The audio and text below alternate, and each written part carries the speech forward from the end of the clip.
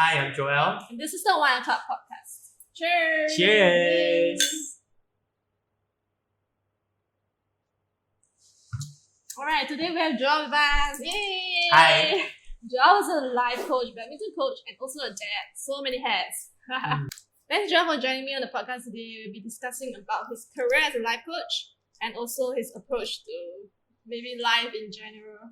Okay, yeah, thanks for having me. But I'm not a guru, okay? He's a life guru. When you say like approach to life, sounds like I'm going to write some book about life.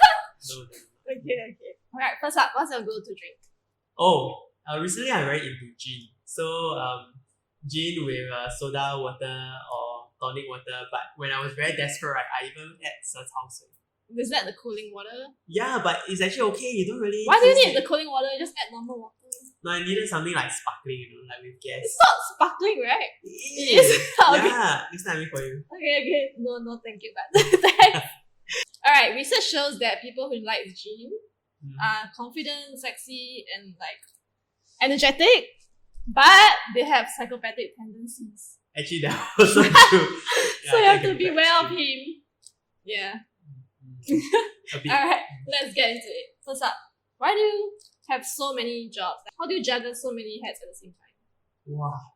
How do I juggle? Actually, I don't think I juggle it very well. So there's definitely a price to pay. I don't have much time to myself, and my wife has to be very understanding. So we have to be very intentional in setting aside time. How old's your kid? Oh, I have a 2-year-old daughter, 2.5 So year old. cute. Yes, I think she's really adorable. Okay, so you have to make time for date nights, Yeah.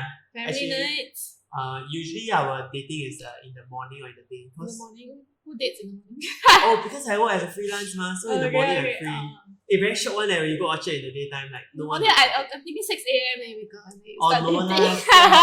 no we send our daughter to school, then we go. Okay, school. Oh, like childcare? Cute. So after the day, then the rest of the night, the afternoon, you have to work.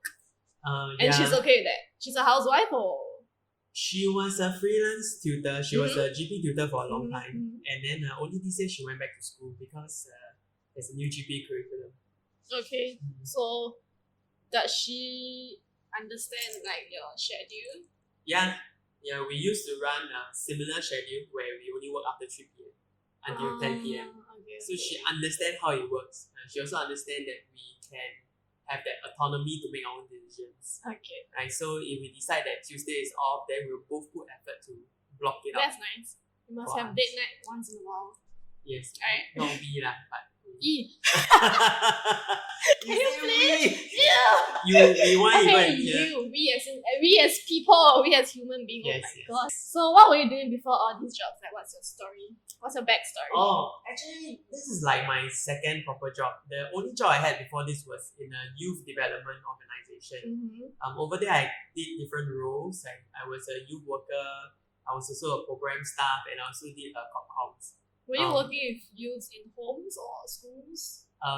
Yes, with homes and also with schools, both. Okay. Yeah, but I knew it was a stepping stone. Actually, from like 19 years old, I knew that I wanted to do sports and mentoring. 19? That's like so young. During NS time when you know what you wanted to do during NS time? Yeah. That's impressive. I just felt like that strong nudge towards it. So I joined a youth development agency because I wanted to share, I wanted to learn some like framework or approach, something more methodological, rather than like free flow, like, just tell them what they should do. Okay. So I went there, did it for 5 years, then I knew it's time to leave. So I then told them that, you didn't like the environment, or you just wanted to learn and just go? I knew I wanted to learn and go. And develop your own company per correct. se. Yeah, because I wanted to do sports. Yeah. So over there they just they will focus on the youth mentoring part. Yeah. So what do you do for sports? Yeah, so now I'm most of my income comes from badminton coaching. But why badminton? I've been playing as a competitive player for I think 10 years. Since you're young. Yeah. That's so cute. I represented like every primary school, Nationals. secondary school, JC. Were you in competitions? Yeah. We won medals as a team. Nice. But individually I almost got medals but didn't get. Okay. That's cool. Yeah, That's cool. I mean, like 19 years old is very young to know what you want to do. People my age don't even know what they want to do. Yeah. Right. Yeah, but I mean, yeah, I know who I want to work with, but I think how I want to do it was a little bit open. Okay. Very cool. Alright, next. What were your dreams and ambitions when you were a kid? Like, do you always know you wanted to help people? Oh yeah, you did. You just said you wanted to help people. You wanted to work with youths. Yeah. But what were your dreams when you were like a kid? Well, Like 2 years old, like your child, like your kid. I can't remember 2 years old lah. But when I was very young, right, I was quite into astronomy. So cute. Yeah, because my dad used to have a shop in Science Center. What does he sell? He sell No. telescope lah, space ice cream lah. Inside the Science science Center. Actually, there's only one store there. Like the there's only, souvenir shop, not that one. yeah, that one. Oh, very cute. I used to buy the glow in the dark nail polish. Oh really? Yeah. Yeah, thanks for contributing welcome. to my allowance. You were young, I wasn't born, so. Hey, walao. Just revealing No, your age. maybe born already. Okay, maybe. So when I was there, like he did like stargazing tours to Malaysia. So cute. Even further like actually I can't Oh, so remember. do you know how to read the stars? Some lah, like very basic one lah. Like, do you know how to navigate your way home?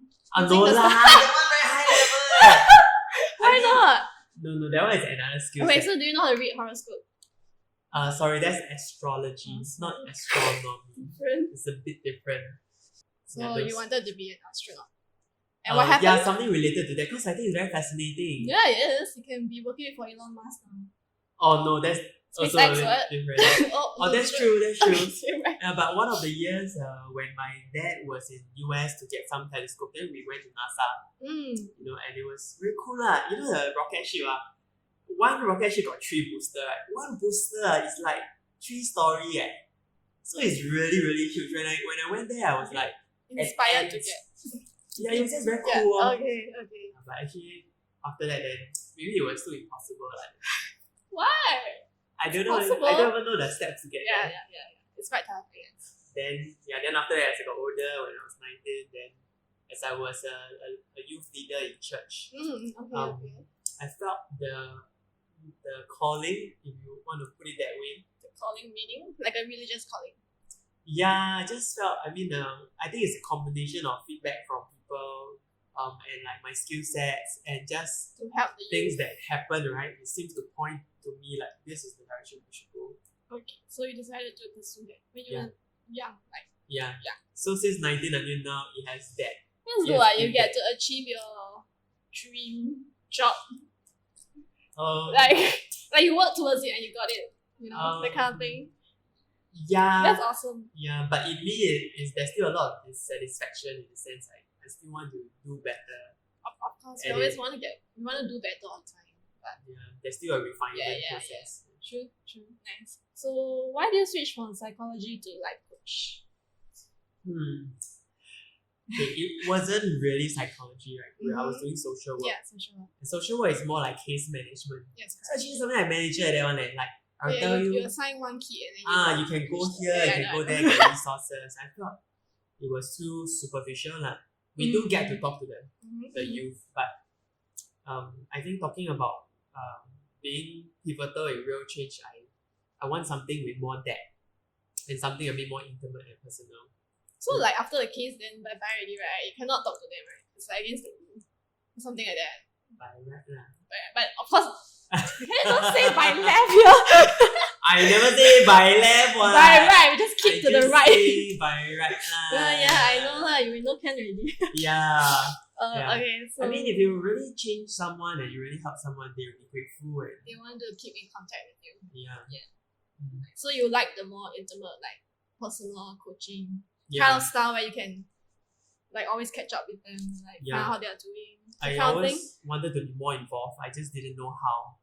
And I think it was by chance that I stumbled upon this realm or this industry of coaching. And that really changed my life. Yeah. Like for myself and my wife also. For your wife, what do you mean? Because coaching helps me to be more aware of myself, my bad Mm. habits, my patterns, That's my true. coping mechanism.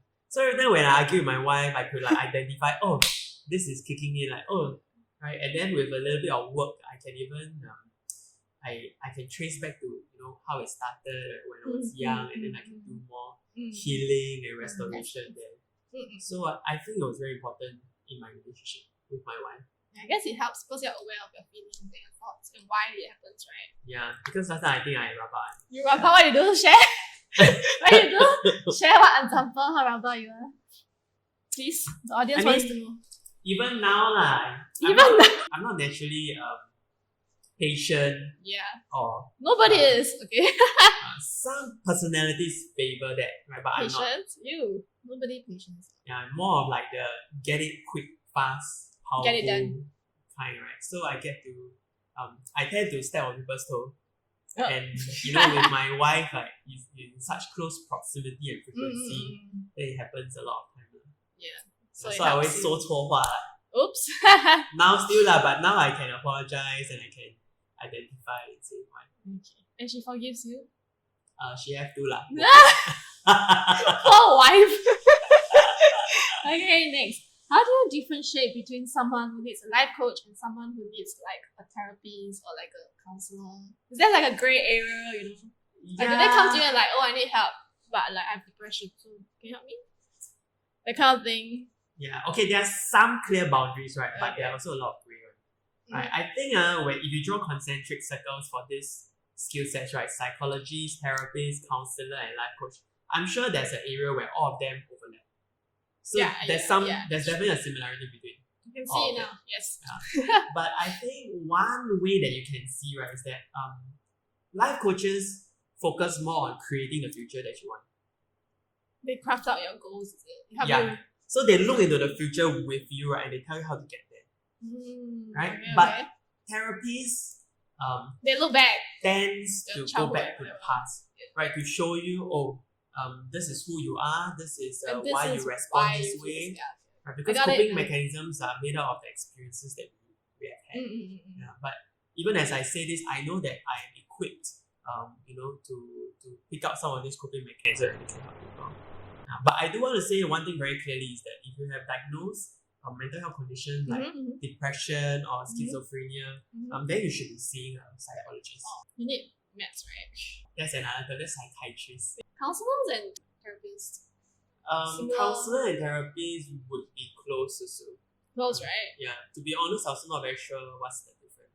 So do you think life coaching is like what you do is a stigma in Singapore or like anywhere else in the world? Yeah, it's a stigma. What would people think about life coaching? If you tell someone like I have a life coach, what would they think? I mean, okay, even my trainer told me this, right? And you can see these subtle things, when you watch Hollywood movies. Like in America, if you have a life coach or a therapist, it's normal, you right? are like high SES because and the rich ones. Yeah, so like let's say I want to ask you out for dinner, then you say like, oh, I'm going to see my therapist. Like, oh wow, okay, good for you, good job. Yeah, actually I would say that also. Yeah, no, but in Singapore it's like, what happened? So even this has a very subtle pressure. I think mental health itself has a stigma to it, right? So people think like, oh, you're going through something. Like sometimes people just need someone to talk to to guide them.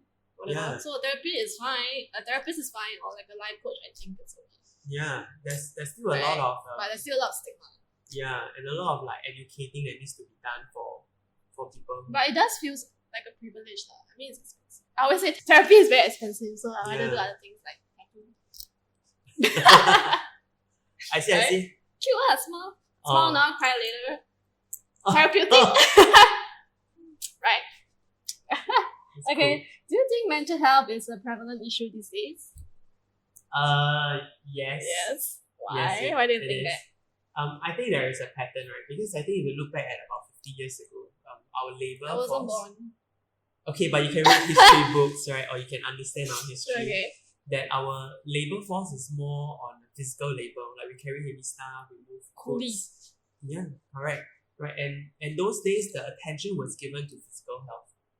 Right? Because that's the thing that will break down since we use it. I mean all the jobs were like physical, labor intensive jobs. But these days we are moving into a knowledge-based industry. I mean, it's very, very seldom that you hear a job being physically intensive, right? But if you're an admin worker or even if you're an engineer or a civil servant, most of the time you're using your head, right? Yeah. And it can get quite taxing on the mental health because of that. But it's not because it didn't exist 50 years ago. It's just that it was not an issue. Like nobody talked about it, right? It could be both, right? And I think with social media and And rise nowadays, of that. like all the mindsets are different. Yeah. Social media, we have different ideology, societal thoughts. So I guess everyone has issues. Yeah, I would believe so. But According to research, right, 1 in 3 young people in Singapore has mental health symptoms such as sadness, anxiety, and loneliness. what's the first one? Sadness. Everyone is sad all of them. Sadness. Sadness is mental health issue, man. Symptoms. Oh. Yeah. And 1 in 7 people in Singapore has experienced mental disorder. And the top 3 is depression, alcohol abuse, and also OCD. Alcohol abuse. We are not abusing it. We are just drinking. We're enjoying it. We're enjoying it. We're not abusing it. Don't worry. Don't worry. Yes. Yeah. So I guess mental health comes hand in hand with physical health, like what you do. Because if someone is sick, they will be mentally unwell as well, right? Yeah. They will feel like depressed about how physically unwell they are. Yeah. I guess it comes hand in hand. Yeah, I mean when you if you can have a microscope when you go into our body, right, it's all about chemicals, right? Whether it's I don't know every term, but oxytocin, dopamine, right? These are your happy the hormones, the happiness hormones. And I think there's enough research to show that when you play sports, especially sports that involve other people, serotonin and stuff. yeah, and then those will be released and that will help with managing. Is that why you do chemicals. sports and coach? I wouldn't say that's why, because part of it. I played badminton since I was 11, like when I was 11, might as well just I didn't merge. think about it. Might as well just merge the both. But that's a separate thing. Yeah. So since coaching is somewhat tied to mental health, right? Why do you think there's a stigma surrounding this? Wow. Why is there a stigma? It's a really, really big question. It comes with societal expectation of people, right? Like what people think or expect people to be able to manage or handle, right? So if you go to a very typical traditional Asian family, like if people are sad or they cannot bring themselves up to do work, right? Like, hey, why you so lazy? Why you cannot? That's what Asian parents always go. But it's not about them being lazy, right? It's just sometimes of course we are lazy, but other times it's the mental health. Yeah, and I think if parents say that, then it may miss possibilities of maybe a burnt out or a depression. And they will think that they are lazy. Yeah. But maybe they are not because they are depressed. Yeah. Right? So it's like But with parenting more, is hard. it definitely is hard. Yeah. But with more education to society, then that's true. People are more sensitive to these possibilities. Yeah. So culturally, that's one, like the lack of education or awareness in this. They don't know how to react when their child is not doing what they're supposed to do. Yeah. They're in bed the whole day, right? And why are you so lazy? You have to fuck out and work or something like that. Maybe they just can't. Some people just cannot get out of bed in the morning. Yeah. It's just hard, right? Yeah. You go one layer deeper, this was how they were treated also. When they were young, the parents do that. But that is not an excuse. That's a reason. But I would say it's not an excuse. You have to educate yourself to not do. Don't blame them for it, but to educate yourself continuously to catch up with the current. Yes. Right? So automatically by default, we can only do what we do. Exactly. And that's usually from our school system or our parents. Which is okay, but if you are not willing to change and learn to be better, then it's a problem. But it takes extra effort for you and me to go and learn all this. Of course lah. Not everyone will put in the extra effort. I would think learning about mental health is like learning about any other subject. Like why you don't learn about badminton? Yeah, so why is mental health not a subject in school? That is the question. Or they are slowly I see the efforts, but I'm happy their efforts. So born in the wrong time. Right. Okay, next. How do you approach clients who are experiencing a major life crisis or transition, midlife crisis, quarter life crisis, career crisis? How do you approach? I think listening to people in crisis, what's really important is the empathy and resonating. I love empathy. Okay. Yeah, because I think this is the point. If you look at mental, let's say you use the word mental illness and physical illness. When someone is physically ill, right, you don't say hey, why are you so weak? Why you never exercise enough? That's go and do something about it. That's so say, right? If someone is mentally down, right, you don't say hey, why you don't toughen up? Why you don't do more? Right? But if someone is physically ill, you give them like herbal soup or medication, you give them more resource to help them to recuperate. Yeah, they need the resources. Yeah. To help them. And so same for people who are going through a crisis, right? What they need is empathy. What they need is resource such as your time and your patience and your love. Yeah. Right? For someone to listen without judgment. Yeah. Which is like it's the most human thing to do, to listen without judgment. Yeah. That's what friends can do, right? And if they go to a skilled professional, then the professional can help them to unpack to understand why you feel sick. And with a professional lens, usually when I hear a client's story, the way they tell the story will reveal what they see in the story. And what they so you can read body language. Is that what I did? That as well. Okay. I'm scared now. I'm scared. Let me just default. Default, nothing to read here. Joel, nothing to read here, okay? Nothing. I can't lie, sorry. Okay, very cool. So listening. When they open up about their thoughts, their feelings, their emotions. Then you can tell what's important. Yeah. And like when they talk about it, they have a different perspective, I would think. Yeah. To view this whole situation. 10 people can go through the same experience, right? And they can all see different things. Yeah. I mean, I can go like, are you trying to make me drunk? Right? No. Why is my glass bigger than yours? Right? And another person can come and say, you must ask the cameraman. But in the same situation, and another person can say, why are you so generous with me? Oh yeah, it's a different perspective. Yeah, it is all about what people see in the situation. And when you know what people see, then you know what people need to deal with or address. The way to deal with it. Yeah. Is it? Yeah. Interesting. What are some of the most effective strategies you have used on your clients to help them develop greater self-awareness and like mindfulness? What are some of the most effective ones? Wow. Okay, just one. Maybe just one. You cannot reveal all your secrets. No lah, it's not secret lah. If I can help, I help more people. But I think vulnerability. Sorry, my strategy. Your strategy. Okay, I think I would say being myself to help them have an honest conversation, right? To ask them powerful questions without being too invasive or being too forceful, to help them to be able to see themselves from a third person's perspective and help them to understand themselves.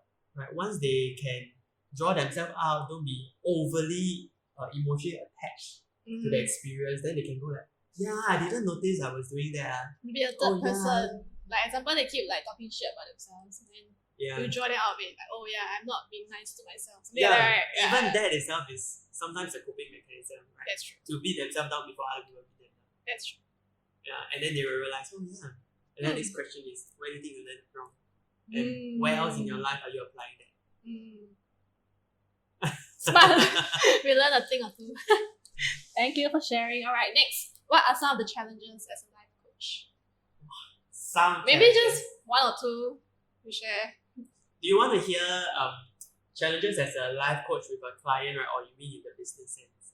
It's two different things. Maybe like with the client.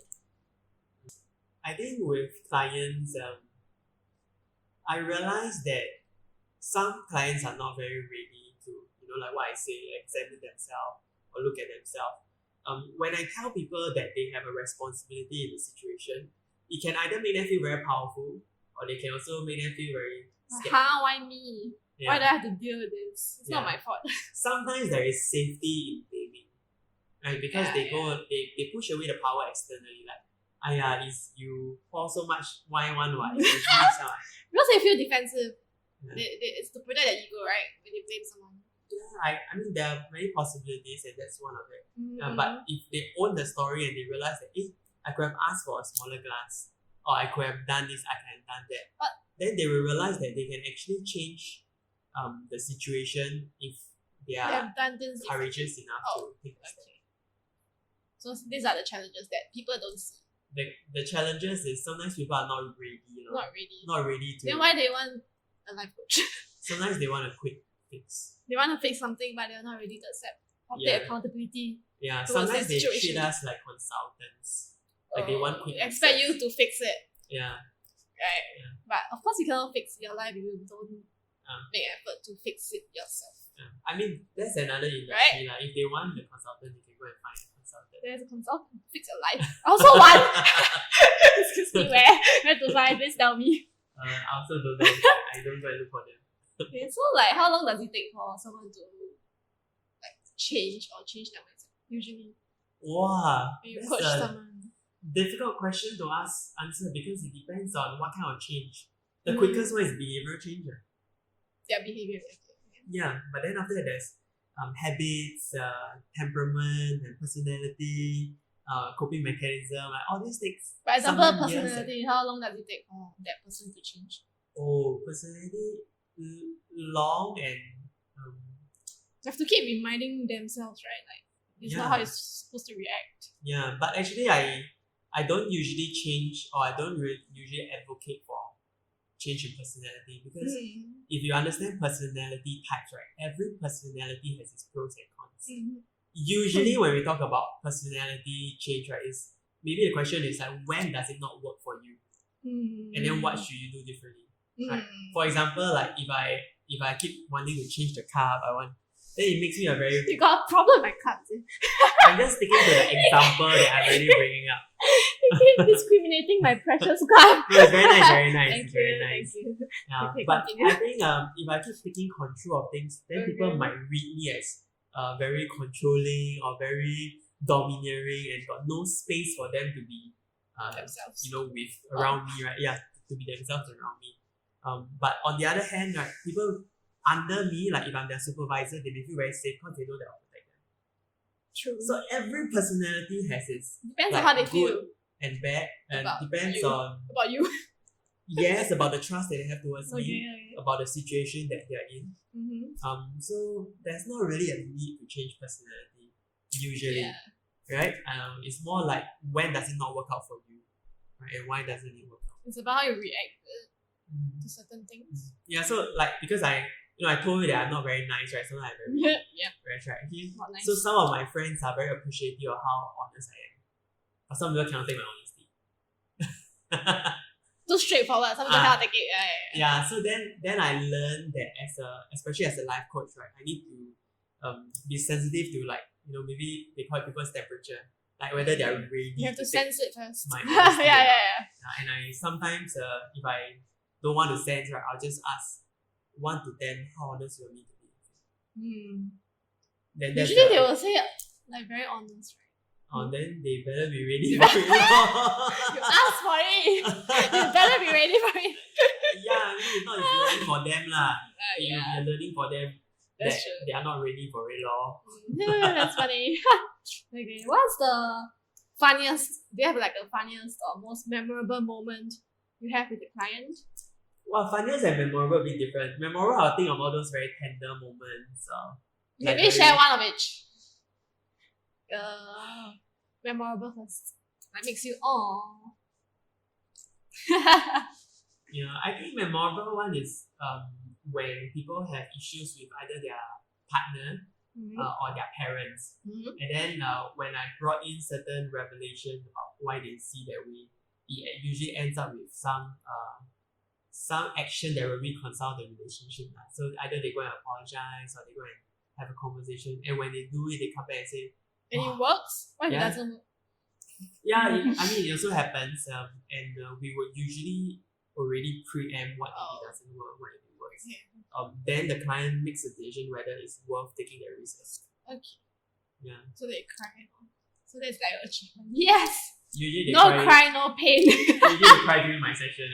Oh my god, that poor thing then you can control like your tears. Sometimes I cry with them. Oh my god, so cute! Resonate and empathy, right? Yeah, that's so sad. Imagine every session you have to cry. It's like a different story all the time. Yeah, but I think tears itself I cannot take a job. Misunderstood. Yeah, so I think it's quite a beautiful thing, to share a moment with them. And I think they will really appreciate it. I think it will really help them to understand the high level of care that I have for them. Nice. Yeah. Okay, what is about a funny moment? Too much sadness. Let's go back to the funny. Funny moment. Not say very funny lah, but Okay. I do have a support group, right, where we help each other do self-work, right? And actually I give them the skill set also. So sometimes I ask them to hold conversations for me. Very intimate, and we review things about ourselves. I mean, I think because they know I can take it, so sometimes they joke about, my bad habits or so that's like mildly funny. Other than that, it's usually either serious or very tender. Very raw, very tender. Which one do you prefer? I don't You love them all because you love your job. No? Yeah, but I feel there is a very high privilege, right, to share tender moments with people. Yeah, because not everyone wants to share their problem. It's very vulnerable, like if they talk about their childhood. Yeah, like who wants to share? Like, who are you? Why do I want to share with you? But if they choose to do it, it's like, oh. Yeah, so to me that's like a hug to your soul. Yeah, or like an affirmation. Or yeah, that's nice. And you're like proud of them. Yes. Right? Yay! Okay, next question. What's your favorite quote to live by? I feel like every life coach should have their favorite quote. There's so many because they come in one for every situation. What's your favorite?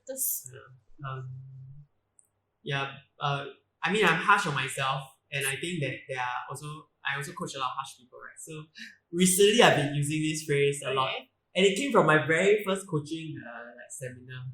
Okay. When we graduated, the coach said to us, go out and fail again, fail better. That makes sense. Yeah, so it's okay to fail, right? But just make sure every time you fail a bit better.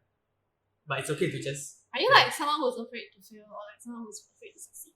Like success scares you more, or failure scares you more?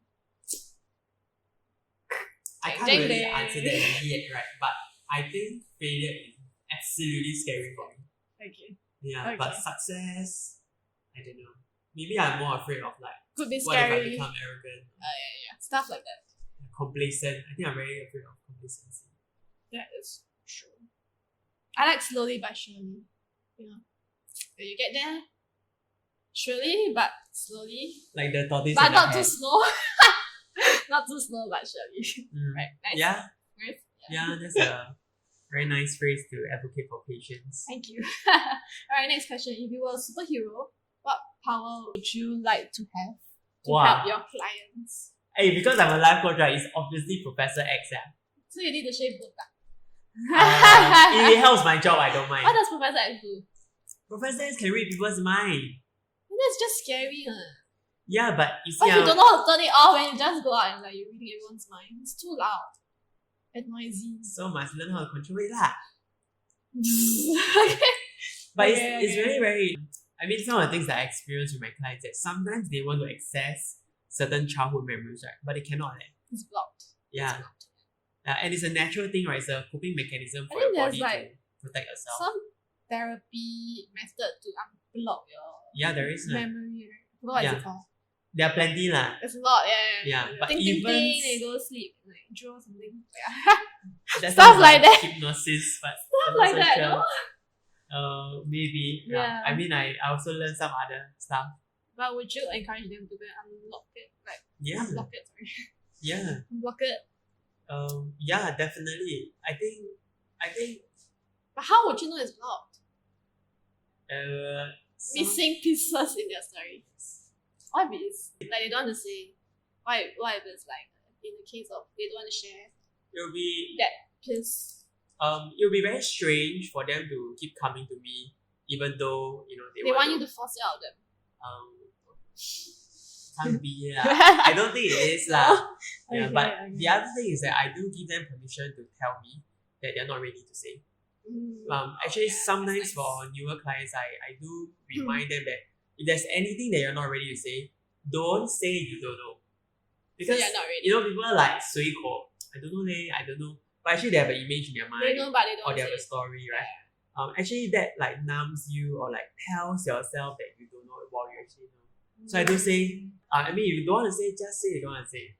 Then I will get it and I will not just say you're not ready, right? Then don't say you don't know, especially if you know the answer. It's not a good practice for yourself. Because you get confused and they get confused. And the whole session get confused. Right? It's not they don't know, they just don't want to. Right? Yeah, but I don't usually get confused in conversations because life guru lah, you know everything. You cannot lie.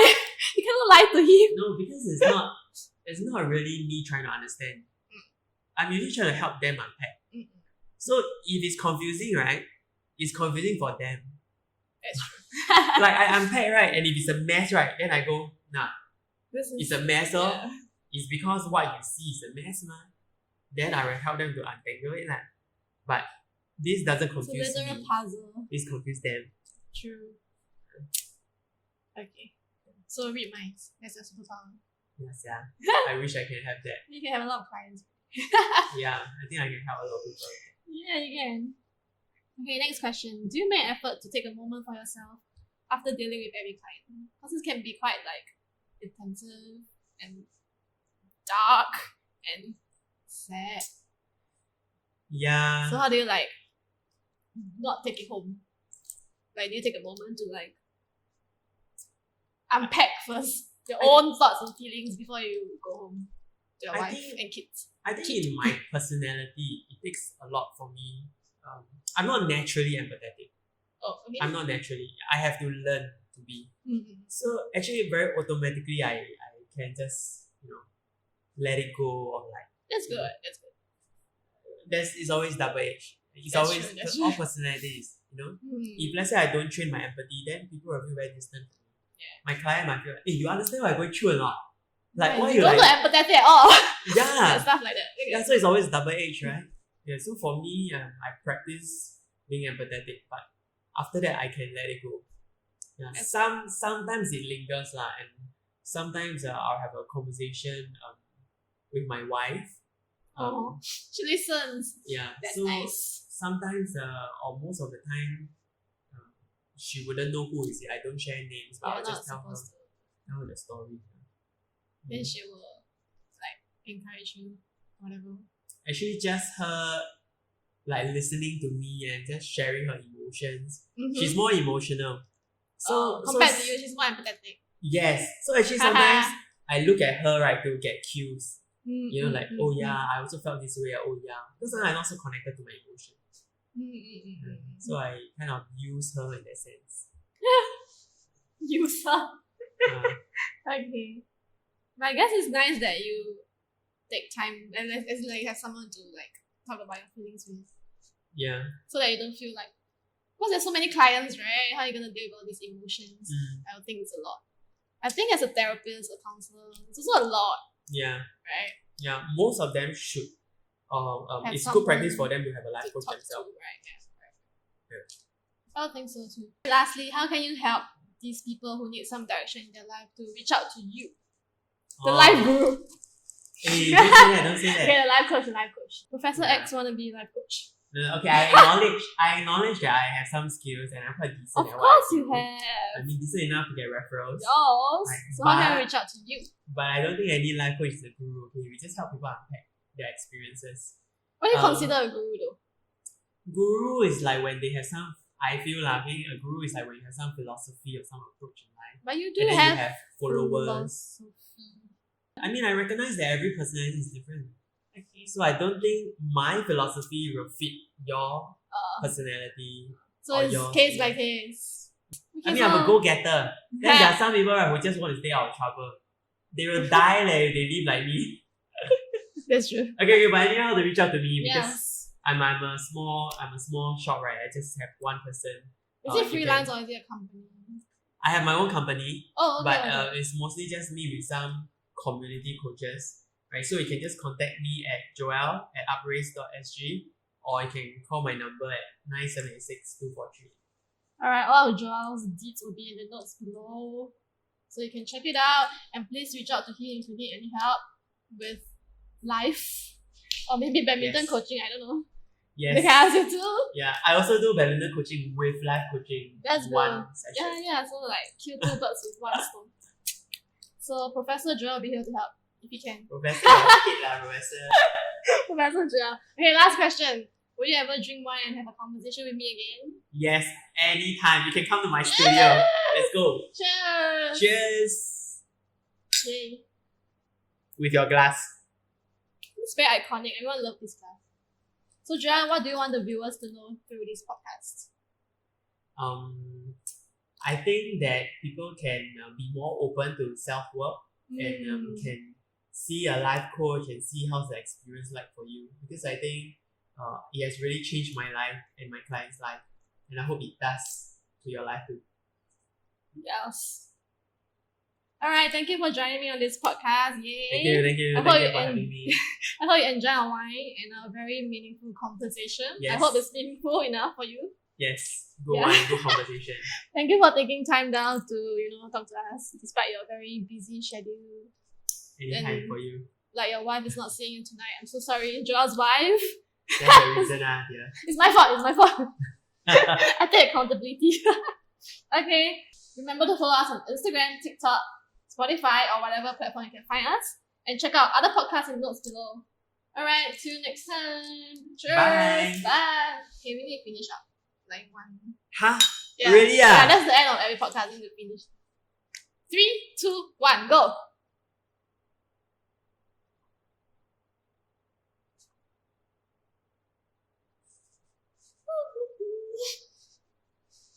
Yeah. Bye. Super a lot